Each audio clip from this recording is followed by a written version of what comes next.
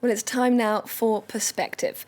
For the past few years, news coverage of clandestine migrant crossings from Africa and the Middle East has focused largely on men, with the overriding narrative being that young men have the independence and courage required to undertake the perilous journey. But significant numbers of women also take that same path, and the challenges and stigma they face are often specific to their sex.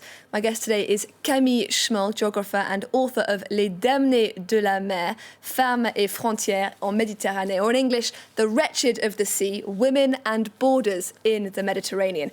Thank you very much indeed for speaking to us here on France 24 today. What, in your experience, are the main reasons that women choose... Sorry, I think we've got a slight delay here. We'll work with that as best we can. What exactly are the reasons that women choose to undertake this extremely dangerous journey? Are they the same reasons as they are for men?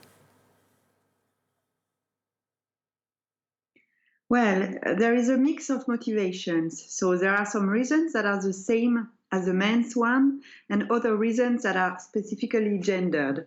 What I wanted to point in this book is that we cannot resume migration to only one motivation. So there are gendered motivation. For instance, some of them have been forced to marry someone they didn't want to marry with. Some of them have been experiencing violence, but gender violence. But some of them also just decided to flee their country because of authoritarian regime, because of civil war, because of economic violence, let's say. So it's a mix of motivation. And what I found very important to stress is this mix, actually. And it becomes even more complicated along the trajectories, because women decide to leave their country because of maybe one or two motivations, but then all along the trajectory, things become even more complicated. And since trajectories are very long, I wanted to show that it's really difficult to resume migration in one single, actually, motivation. And why is it, in your opinion, that when we tend to read about those who do make that journey across the Mediterranean, they're usually men? Why don't we hear women's voices so much? So, for sure, there is a representation of migration as a threat and a masculine threat. It is very well connected to our gendered stereotypes about migration. So you probably know that women are half of the migrant world population, so it's a lot. But it's true that we use to represent migration as a masculine fact. And it's been really important for scholars to show that migrant women are so many and are so important, and that migration actually is an important way for women also to somehow find a kind of autonomy, to escape the world, the situation in which they can feel entrapped somehow. And for those women who do successfully make it across to Europe, have you found that their experience of, say, the asylum system, the black market possibly, that those experiences are different from what you tend to see with men?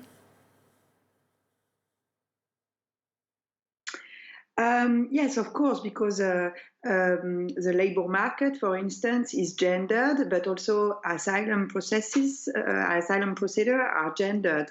So what I claim for in this book is also to take into consideration when examining those women application for asylum, is to look at the trajectories, not only the reason why they left at the beginning of their path, but also the long trajectories they had to face. Because sometimes, for instance, violence is not at the beginning of the path, but along the path. And it's really important to take into consideration this gender violence.